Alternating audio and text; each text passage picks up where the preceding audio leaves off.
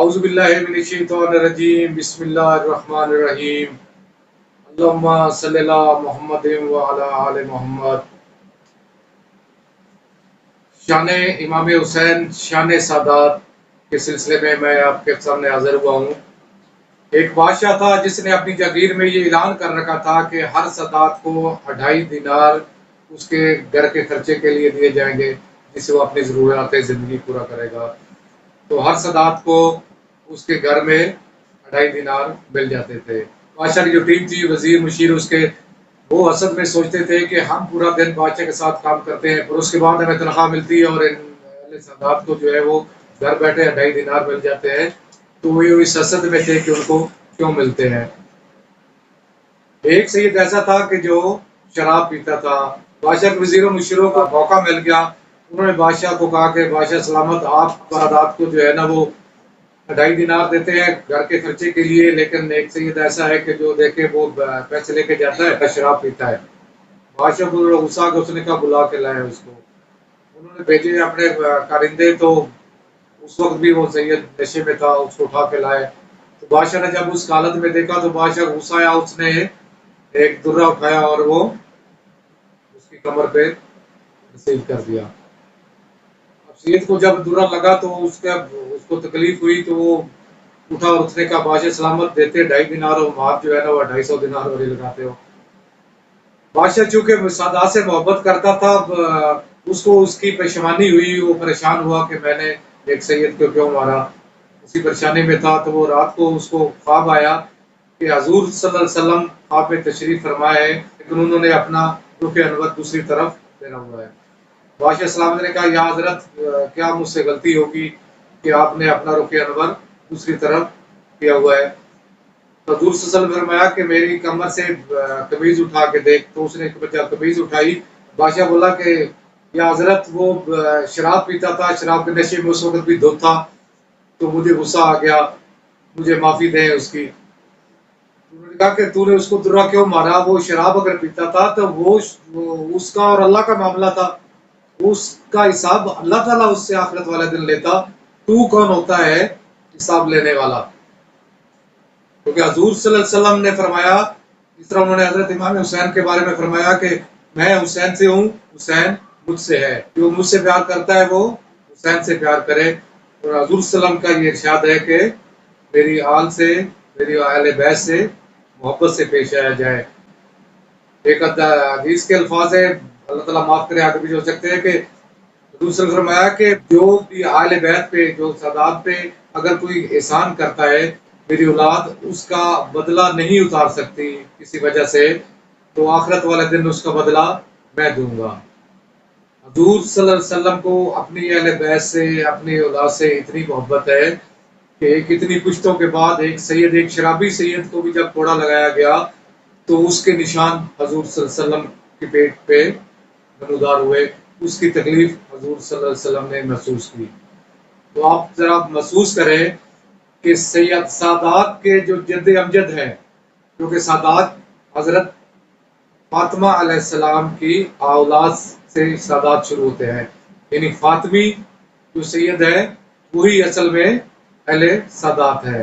اتنی گشتوں کے بعد جب ایک سید کو کوڑا لگایا گیا، اس کی تکلیف حضرت محمد صلی اللہ علیہ وسلم نے محسوس کی، اس کے نشان حضور صلی اللہ علیہ وسلم کی کمر پہ آئے۔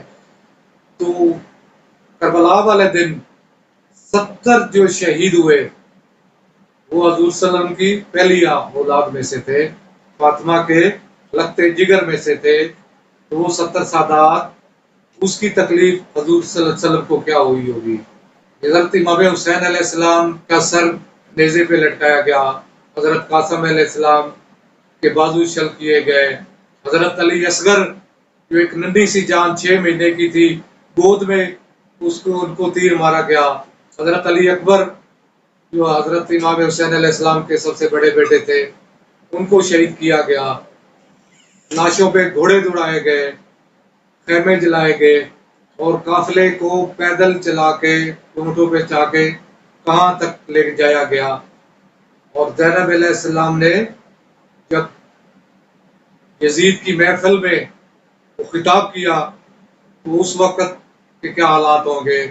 जब सरे हुसैन यजीद की महफिल में पहुंचा और उसने अपनी जो उसके हाथ में छड़ी पकड़ी थी तो वो उसने होठों पे लगाई, तो यजीद की महफिल से एक बंदा बोला, एक साहबी बोला कि इसके होठों पे छड़ी मत लगा, इन होठों के साथ मैंने हजरत मोहम्मद सल्लल्लाहु अलैहि वसल्लम के होठों को मिलते देखा है।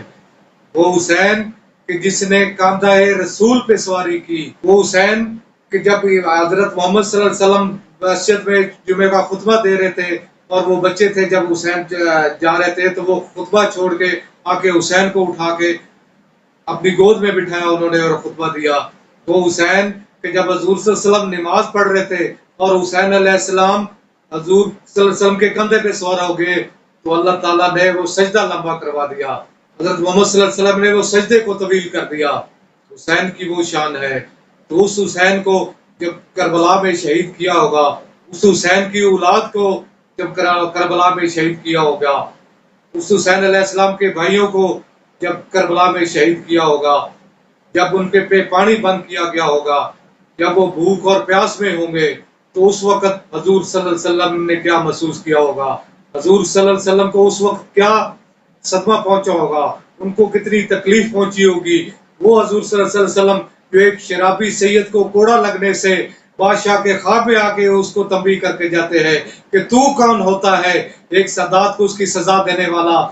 एक बादशाह को जब ये बताया जा सकता है कि तुझ में इतनी जुर्रत नहीं है, तू एक सैयद को उसके बुरे अमाल की सजा दे, तो वो सैयद जो एक सीधे रास्ते पे थे, वो इमाम हुसैन अलैहिस्सलाम का काफिला जो इस सीधे रास्ते पे था, और उनको जब करबला में शहीद कर दिया गया, उनको करबला में 3 दिन प्यासा रखा गया, उनको करबला में तीरों से जब छल्ली किया गया, उनको करबला में उनकी लाशों के ऊपर जब घोड़े दौड़ाए गए, जब उनके खैमों को जलाया गया और उनको जब शाम तक लेके जाया गया, तो उस वक्त हजूर सल्लल्लाहु अलैहि वसल्लम को कितनी तकलीफ होगी, उस वक्त हजूर सल्लल्लाहु अलैहि वसल्लम ने क्या दुख महसूस किया होगा। हम से खाकसार इंसान हमेशा उसी बंदे को, उसी इंसान को तंबीह करते हैं, उसी इंसान को इस बात बताते हैं जिससे हमें मोहब्बत हो, जिसके साथ हमें कुछ रिश्तेदारी हो, जिसके साथ कुछ प्यार मोहब्बत हो, उसी को उसकी गलतियों का बारे में बताया जाता है।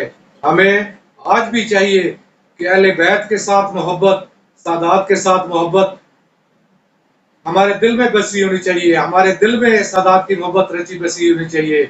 हम जितने मर्जी गुनाह कर ले, जितने मर्जी लोगों से पंगा कर ले, जितने मर्जी लोगों से हम लड़ाई झगड़ा कर ले, लेकिन सादात के साथ हम लड़ाई झगड़ा नहीं कर सकते, उनके साथ ऊंची आवाज में बात नहीं कर सकते। अल्लाह ताला हमें सादात की कदर और सादात की इज्जत करने की तौफीक अता फरमाए।